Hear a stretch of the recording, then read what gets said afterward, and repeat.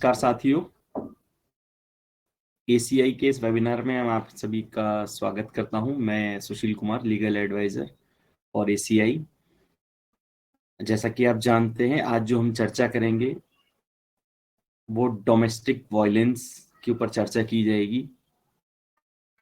अब domestic violence का जो अर्थ है, बेसिकली सबसे पहले हम इसके ऊपर चर्चा करते हैं कि डोमेस्टिक वायलेंस का जो अर्थ है वो क्या है। देखिए, as per the law, as per the judgments of the apex courts, तो डोमेस्टिक वायलेंस का जो अर्थ है वो ये है कि एक ऐसा स्थान जहां पर एक शादीशुदा महिला रह रही है, उस स्थान को डोमेस्टिक वायलेंस कहा जाएगा। और इसके बाद क्वेश्चन आता है कि डोमेस्टिक वायलेंस कौन कर सकता है। तो इसके ऊपर भी बड़ा स्पेसिफिक लॉ है और जजमेंट्स हैं कि जो उस हाउस होल्ड में रहने वाले या जो मैट्रिमोनियल हाउस में रहने वाले जो व्यक्ति हैं, जो ससुराल पक्ष के हैं या किसी भी पक्ष के हैं, वह सभी के ऊपर डोमेस्टिक वायलेंस यदि वो करते हैं तो वो ये एक्ट एप्लीकेबल है। अब देखिए कि डोमेस्टिक वायलेंस, देखिए the protection of women from domestic violence act 2005 में आया। इसके बारे में थोड़ा हम बाद में चर्चा करेंगे। पहले हम ये करते हैं कि क्या डोमेस्टिक वायलेंस,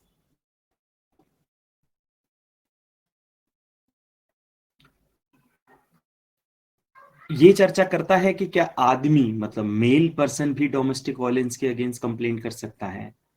तो ऐसा अभी तक कहीं भी फाइंड आउट नहीं किया गया है कि एक आदमी भी डोमेस्टिक वायलेंस के अंतर्गत कोई कंप्लेंट फाइल कर सकता है। इसका जो राइट है वो सिर्फ वुमेन को मिला हुआ है।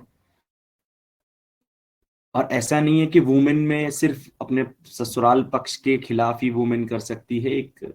एक घर में रहने वाली कोई भी महिला, चाहे वो शादीशुदा है या फिर बिना शादीशुदा है, वो domestic violence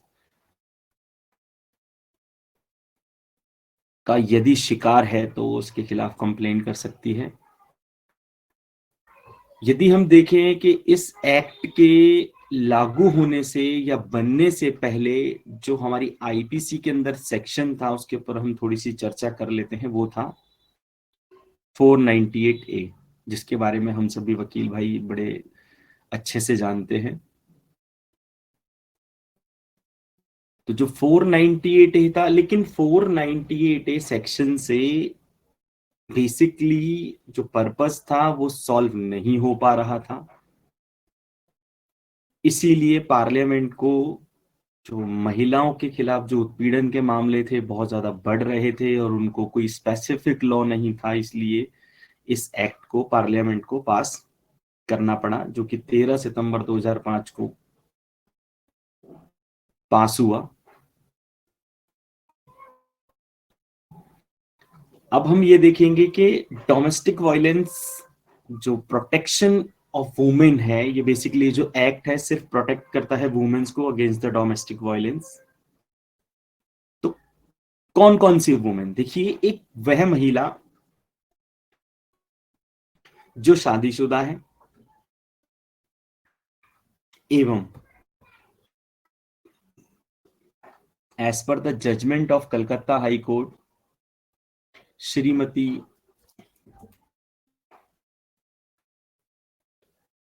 हरिमंती Mal versus the State of West Bengal 9 जुलाई 2019 को, इसके अनुसार यदि कोई लड़की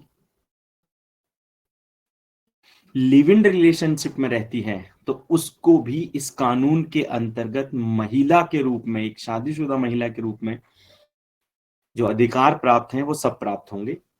अर्थात वह भी डोमेस्टिक वायलेंस का यदि शिकार होती है तो कंप्लेंट कर सकती है। तो जैसा कि हमने अभी चर्चा की कि 498A से वो पर्पस सॉल्व नहीं हो पा रहा था, इसलिए इस एक्ट को पारित किया गया, इस एक्ट को लाया गया, जिसको कि the protection of women from domestic violence act 2005 के नाम से जाना जाता है। ये बहुत बड़ा एक्ट नहीं है, ओनली 5 चैप्टर्स इस हमारे एक्ट के अंदर हैं और ओनली 17 सेक्शंस इस एक्ट के अंदर हैं। अगर हम इस एक्ट की बात करें तो जो चैप्टर 1 है वो सेक्शन 1 और 2 के बारे में बताता है, जो सिर्फ short title of this act and definitions के बारे में सेक्शन 2 बताता है, जो कि हमारी चैप्टर 1 जो प्रीलिमिनरी है उसके अंदर लिखा हुआ है। तो जब हम इसको देखते हैं इस एक्ट को, जो सेक्शन 1 कहता है कि जो उसका टाइटल ऑफ द एक्ट में be called the protection of women from domestic violence act 2005। जब ये एक्ट लागू हुआ तो उस टाइम पे जम्मू कश्मीर के अंदर इसको लागू नहीं किया जा सका। इसके अंदर मेंशन है ये फोर्स की डेट से सेंट्रल गवर्नमेंट के द्वारा इसको गैजेट नोटिफिकेशन के through all over India accept the Jammu and Kashmir लागू कर दिया गया। फिर हमारी इसकी डेफिनेशन सेक्शन 2 में एग्रीव्ड पर्सन है। कौन होगा aggrieved person? Means any women who is और has been in the domestic relationship with the respondent and who alleged to have been subject to any act domestic violence by the respondent. मतलब ये जो act है aggrieved person जो है, इसके अंदर specifically mention है कि एग्रीव्ड पर्सन का वो वुमेन जो कि एक घर में रहती है और यदि रेस्पोंडेंट्स उसके खिलाफ कोई क्रूरता करते हैं, मेंटल हैरेसमेंट करते हैं, फिजिकल हैरेसमेंट करते हैं, फिजिकल टॉर्चर करते हैं या इकोनॉमिकली उसको परेशान करते हैं, ये सब इस एक्ट के अंदर आएंगे। देन नेक्स्ट आता है जो हमारा बताता है child, means any person who below the age of 18 years. वो तो सभी जानते हैं कि 18 साल से नीचे के बच्चों को चाइल्ड माना जाता है हिंदुस्तान में। Compensation order means any order granted the in the term of section 22, जो इसका सेक्शन है इसके बारे में हम आगे चर्चा करेंगे, वो कंपनसेशन के बारे में बताता है। कस्टडी ऑर्डर, जो कस्टडी है सेक्शन 21 बताता है। डोमेस्टिक इंसिडेंट रिपोर्ट, मतलब एक ऐसी रिपोर्ट जो कि means report made in the prescribed form received the complainant for domestic violence from the against aggrieved persons. तो डोमेस्टिक रिपोर्ट के बारे में, डोमेस्टिक रिलेशनशिप के बारे में, मतलब जो डोमेस्टिक मैट्रिमोनियल होम या फिर जहां पर लड़की रहती है वहां पर जो लोग रहते हैं उनके साथ जो रिलेशन है उसको डोमेस्टिक। फिर ये डोमेस्टिक वायलेंस के बारे में बताता है। डाउरी के बारे में बताता है। मजिस्ट्रेट जो एम्पावर्ड होगा इसके अंतर्गत ऑर्डर्स पास करने के लिए। Medical facility, monetary relief, notification, prescribed, protection officer, protection order, residence order, service provider, shared household, shelter home, इन सब के बारे में डेफिनेशंस इसके अंदर लिखी हुई हैं। तो बेसिकली सेकंड चैप्टर के बारे में हम कल के वेबिनार में चर्चा करेंगे। तो इसके बारे में यही एक बताता है कि प्रत्येक महिला यदि वो पीड़ित है, चाहे मेंटली हो चाहे फिजिकली हो, अच्छा ऐसा भी नहीं है कि कभी कोई महिला को रिपीटेडली टॉर्चर किया जाए या रिपीटेडली उसको उसके साथ डोमेस्टिक वायलेंस किया जाए तभी वो कंप्लेन करेगी, नहीं। चाहे रिलेशन कितने भी साल का हो, एक बार यदि उसके साथ ऐसा किया जाता है तो भी वह महिला डोमेस्टिक वायलेंस के अंतर्गत कंप्लेंट फाइल कर सकती है, रिलीफ ले सकती है। इस एक्ट के बारे में तो हम आगे भी चर्चा करेंगे कल के वेबिनार में, उसके आगे के वेबिनार में। आज अब एक और बात देख लेते हैं कि एक एग्रीव्ड पर्सन, जो एग्रीव्ड महिला है, वो कैसे रिलीफ लेने के लिए जो वो तरीका अपनाएगी वो क्या होगा। जैसे हम क्रिमिनल में देखते हैं कि कंप्लेंट तो या तो सेक्शन 200 की कंप्लेंट में ट्रायल चलाया जाता है या फिर पुलिस के थ्रू कंप्लेंट, हम पुलिस के पास कंप्लेंट फाइल करते हैं। यहाँ पर हमारे पास जो तरीके हैं वो 4 तरीके हैं हमारे पास। एक महिला के पास जो यदि एग्रीव्ड है तो वो कंप्लेंट फाइल कर सकती है। पहला तरीका है उसके पास, वो डायरेक्ट पुलिस के पास जा सकती है। दूसरा तरीका है वो एनजीओ के थ्रू मदद ले सकती है, कोई एनजीओ भी उसके लिए कंप्लेंट फाइल कर सकता है। तीसरा तरीका है वुमेन हेल्पलाइन 1091, जिसके नाम से हम उसे जानते हैं, तो उसके ऊपर डायरेक्ट कॉल करके भी अपनी कंप्लेंट रजिस्टर कराई जा सकती है। और किसी वकील साहब की सहायता के साथ कानून का प्रयोग करते हुए डायरेक्ट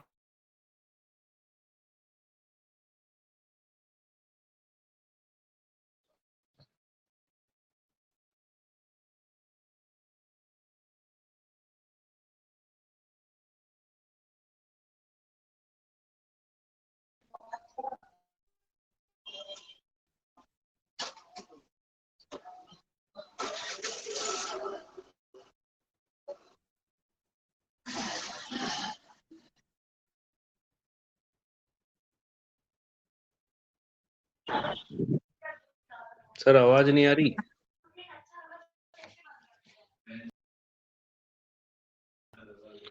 सर डिस्कनेक्ट हो गए क्या?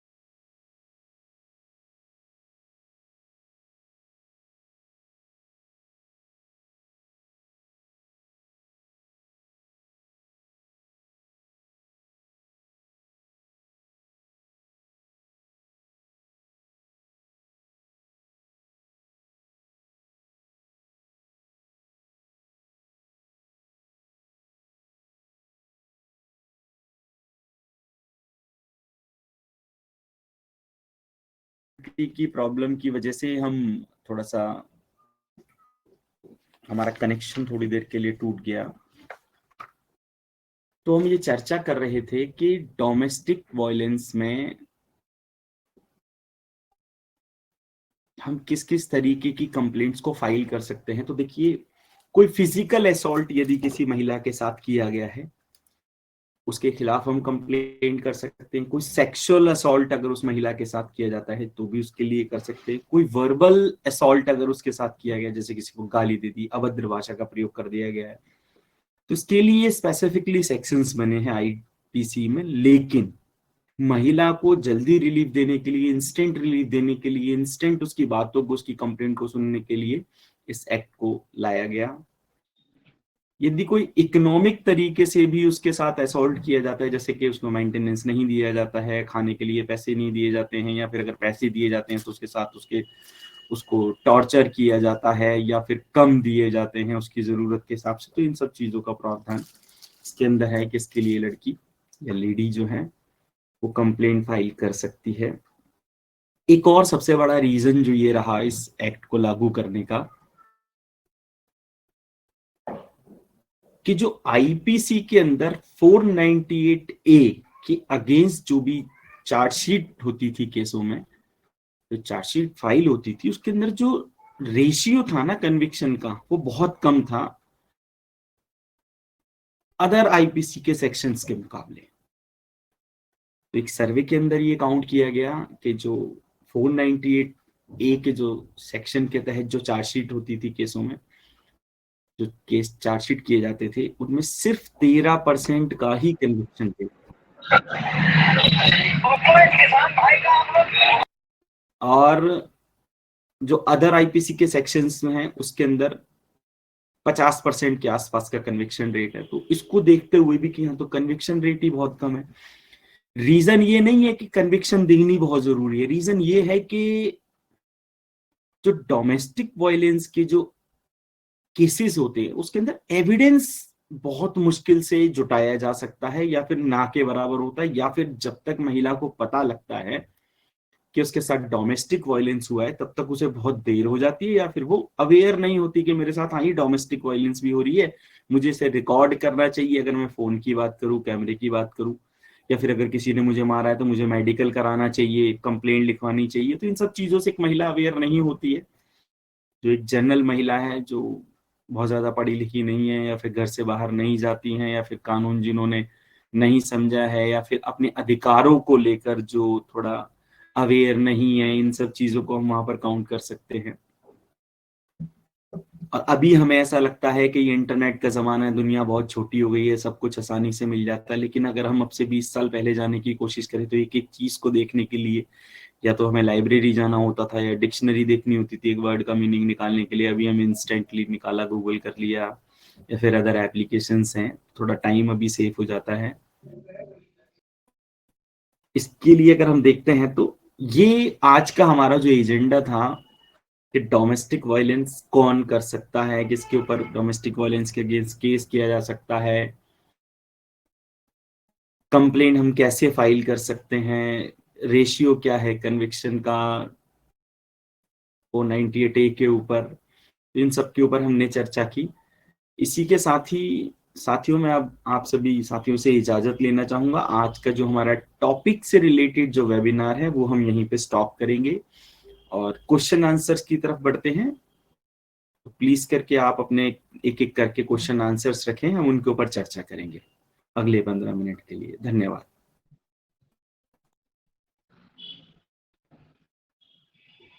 सर, अभी आपने बताया कि ये डोमेस्टिक वायलेंस है उसमें महिलाएं अवेयर नहीं है। तो आज हाँ के जमाने में अब जैसे नया अपना बीएनएस और ये 3 अभी 1 जुलाई से जो लागू हो रहे हैं, तो उसके अंतर्गत आज की तारीख में भी क्या परिप्रेक्ष्य में ये लगता है आपको कि कोई महिला अवेयर नहीं है आज की तारीख में? ऐसा भी नहीं, होंगी कोई महिला, क्योंकि पढ़ी देखिए, लिखी सब है आज की तारीख में। हाँ बिल्कुल बिल्कुल। देखिए, मैं यही कहना चाह रहा था। एक्चुअली जो हम वर्जन अभी डिस्कस कर रहे थे ना, वो 2005 से पहले का था, क्योंकि जो डोमेस्टिक वायलेंस जो एक्ट पारित हुआ वो 2005 में हुआ। तो ये जो वर्जन है ना पार्लियामेंट का, कि इस एक्ट को क्यों लाया गया, उसके ऊपर हमारा थोड़ा सा ब्रीफ था, उसके ऊपर थोड़ी सी हमारी चर्चा थी। तो 2005 से पहले इंटरनेट का जमाना तो था, लेकिन इंटरनेट इतना इजीली ना तो अवेलेबल था, ना डिवाइसेस अवेलेबल थी, ना इंटरनेट इतना स्ट्रांग था। जैसे कि आप देखिए, आज हम और आप कहीं और बैठे हैं, मैं कहीं और बैठा हूं, लेकिन इजीली हम एक दूसरे से बात कर पा रहे हैं। तो ये जो वर्जन था ये पार्लियामेंट का तब था 2005 में इस एक्ट को लाने का। आज की डेट में, मैंने अभी कहा भी कि आज की डेट में तो बहुत आसान है अपने राइट से अवेयर होना। लेकिन इसके साथ साथ अगर मैं कहूं मिस्टर कुमार, सॉरी राजकमल जी, कि हमारे पास बहुत सारे ऐसे चैनल्स हैं या फिर ऐसे तरीके हैं जिससे हम अपने राइट्स को लेकर अवेयर हो सकते हैं। लेकिन यह भी देखा गया है कि आपको ये भी देखना है उसके साथ कि कौन आपको एक सही सलाह दे रहा है। अगर मैं देखूं आज की डेट पे यूट्यूब पे हजारों, मतलब हजारों या लाखों की संख्या में देखूं कि लोग रील्स बना रहे हैं, या फिर कहें अगर हम कोई लोग अपने अपने चैनल्स बना के चला रहे हैं, तो ये भी फाइंड आउट करना बहुत जरूरी है कि कौन आपको अच्छी सलाह दे रहा है, कौन आपको गलत सलाह दे रहा है, या फिर पूरी सलाह दे रहा है। क्योंकि देखिए, ये भी कहीं तक कहीं ना कहीं बहुत बड़ी जिम्मेदारी है हम सभी लॉयर्स के ऊपर, या फिर पुलिस एजेंसीज के ऊपर, कि ये देखा जाना जरूरी है कि अधूरा ज्ञान ना हो किसी भी चीज को लेके। देखिए, एक छोटी सी रील बना देना या फिर एक छोटी सी बात बोल देने से पूरा कानून किसी को समझ नहीं आएगा, उसका दूसरा पहलू भी बताया जाना बहुत जरूरी है। जैसा कि मैंने भी, देखो, हम भी अपनी कोर्ट प्रैक्टिस में देखते हैं, या फिर जजमेंट्स पढ़ते हैं वहां पर देखते हैं, या कोर्ट प्रोसीडिंग्स में देखते हैं कि अभी जैसा मैंने आपको बताया कि एक कलकत्ता हाई कोर्ट की जजमेंट है, उस जजमेंट के अकॉर्डिंग 2019 में उसने ये क्लैरिफाई किया कि एक लड़की अगर लिव इन में रह रही है तो भी वह हकदार है जो डोमेस्टिक वायलेंस एक्ट है, इसके अंतर्गत कंप्लेंट करने के लिए यदि उसके साथ ऐसा होता है, तो ये सब चीजें धीरे धीरे करके बढ़ रही हैं।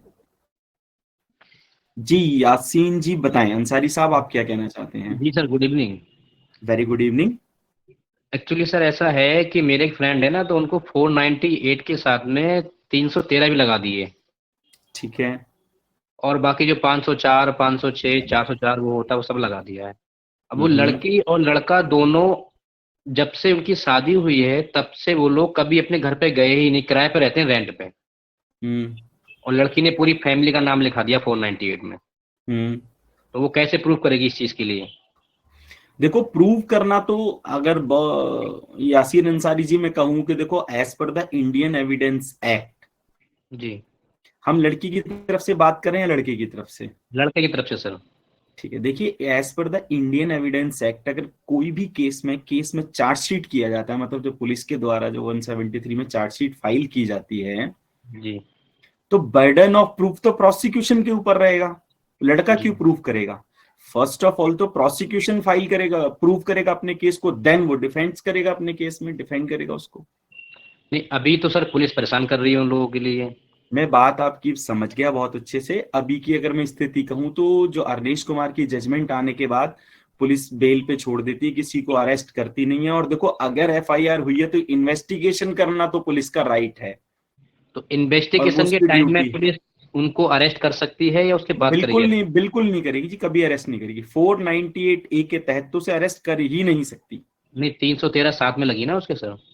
हाँ, तो वो देखो, एज पर द ऑफेंस देखा जाएगा कि 313 तेरह क्या कहती है, और 313 के तहत उसकी जो कंप्लेंट है उसके अंदर, जिसे हम एफआईआर कह लें या फिर कंप्लेंट कह लें, हम्म। तो ईडी एंट्री हुई होगी, उसके अंदर क्या मटेरियल है, ये भी तो इन्वेस्टिगेशन ऑफिसर इन्वेस्टिगेट करेगा, जी। है और ना? जो लड़का है उसके फैमिली ने उसको बेदखल, बोलते हैं ना, प्रॉपर्टी से वो कर रखा है उसकी नहीं, शादी के वो तो तुरंत बाद। देखो, वो तो वकील साहब आप भी जानते हो कि ये जनरल टैक्टिस है। जब लगता है कि लड़की कंप्लेंट कर देगी तो लोग बेदखल कर देते, लेकिन खाली बेदखल कर देने से ना, मतलब किसी हम्म। के राइट्स खत्म नहीं हो जाते। हम उसको बिल्कुल अलग नहीं कर सकते अपने से। कई केसों में हमने ये भी देखा है कि बेदखल करने के बाद भी बेटा अपनी माँ बाप के साथ ही रह रहा है, तो बेदखली तो एक्चुअल में बेदखली हो गया, फिर तो उसे तो कभी आना ही नहीं चाहिए वहां पे। नहीं, वो जब से उसकी शादी हुई है वो कभी घर ही नहीं गया अपने। हाँ, तो वो डोमेस्टिक वायलेंस जो है वो फिर उनके ऊपर नहीं लग सकती, लेकिन वो 498 है में जो क्रूएलिटी जो है वो बेसिकली स्पेसिफाई है उसके अंदर। तो वो आपने एक बार उसमें कंप्लेंट देखा कि कंप्लेंट के क्या इंग्रेडिएंट्स हैं, जो एलिगेशन लगाया है ना बेसिकली उसके अंदर लड़की ने, हम्म।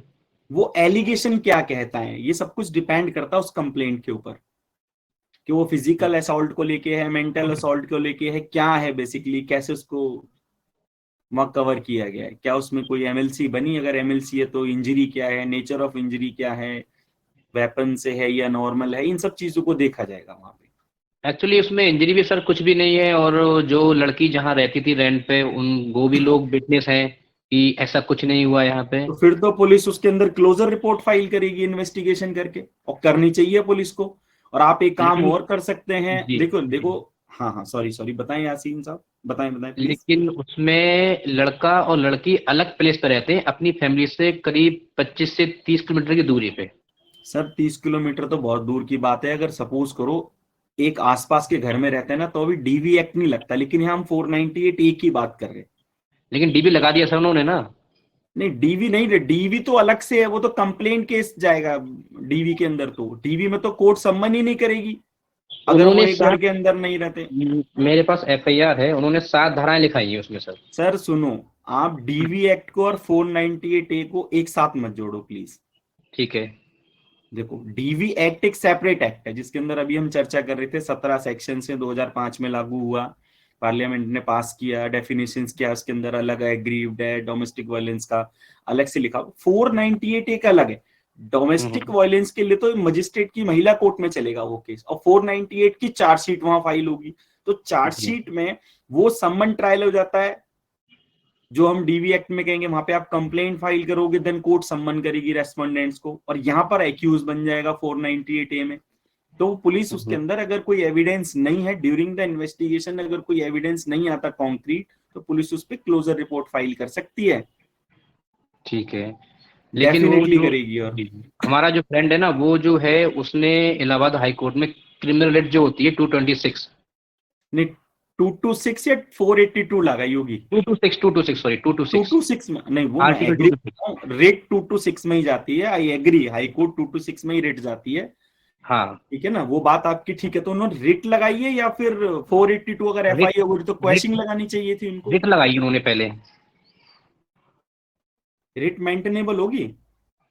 वो तो बता रहे हैं कि रेट के बाद में हो सकता है आपको स्टे मिल सकता है, या हो सकता है कि आपकी जो एफआईआर क्वैश हो जाए इस रेट देखो से। अगर मैं जर्नल चर्चा करूं तो रिट के अंदर कोर्ट को एफआईआर करने की पावर, देखो एक चीज सिंपल सा फंडा है, देखो मैंने भी अपनी प्रैक्टिस में जो सीखा मैं सिर्फ वही यहाँ डिस्कस कर रहा हूँ सॉरी, कि जो 226 और 227 के अंदर जो रिट का प्रोविजन है ना, वो जब है कि जब हमारे पास कोई अदर रेमेडी ना हो।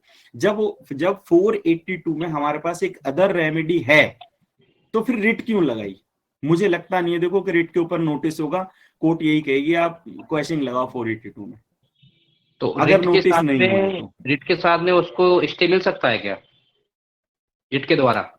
हाँ स्टे तो देखो, स्टे तो मिल सकता है, लेकिन वो प्राइमरी स्टेज पे कोर्ट को सेटिस्फाई करना होगा ना कि रिट मेंटेनेबल कैसे है। हम्म। वो मेंटेनेबिलिटी पे ही अटक जाएगी रिट। जी, तो पहले तो डायरेक्टली मेंटेन मेरे हिसाब से 482 लगनी चाहिए, 482 लगनी चाहिए। डायरेक्टली हाँ डायरेक्टली 482 लगनी चाहिए, एफआईआर की क्वेश्चन जानी चाहिए, अगर आपको लगता है आपके पास सफिशिएंट प्रूफ है कि वो कंप्लेंट झूठी कराई गई है तो। हम्म।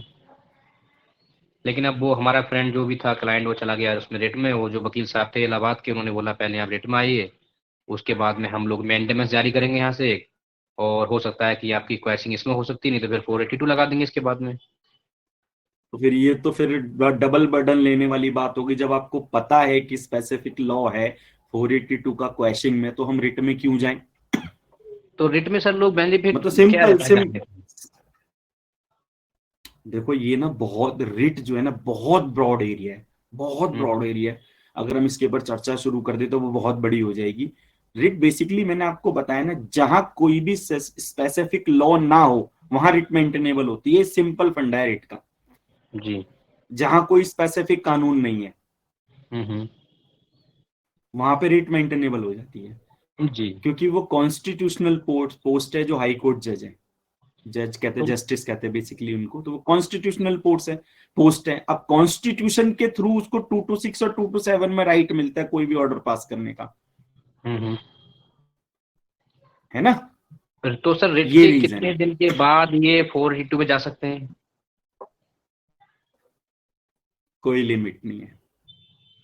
कोई लिमिट अगर नहीं है। आप रिट की रेमेडी अवेल कर रहे हैं तो पहले रिट की करने दो, अगर कोर्ट अलाउ करती है ठीक है, नहीं अदरवाइज डिसमिस करेगी, फिर आप 482 में जाओगे, फिर हम्म वहां पे रीजन बताओगे कि मैंने रिट क्यों लगाई, हम्म। है जी, ना। तो मेरे ठीक है, हिसाब से थैंक तो 482 क्वेश्चन लगनी चाहिए थी, यू डायरेक्टली। डायरेक्टली क्वेश्चन लगनी चाहिए थी। बाकी देखो जिन्होंने लगाई है उन्होंने क्या सोच के लगाई है वो मैं नहीं बता सकता, क्योंकि कंप्लेंट मैंने नहीं पढ़ी है। जी, ठीक है, ये थैंक देखने यू सर। वाली बात है। Thank you. Welcome welcome welcome Yasin ji. जी साथियों, किसी और का कोई सवाल। वैसे भी हमारा टाइम खत्म हो चुका है, तो आज के लिए आप सभी का बहुत बहुत धन्यवाद। कल हम फिर से इस वेबिनार में आगे के सेक्शंस के ऊपर और डोमेस्टिक वायलेंस के ऊपर आगे चर्चा करेंगे। आप सभी का बहुत बहुत धन्यवाद। शुभ रात्रि, जय हिंद, जय भारत।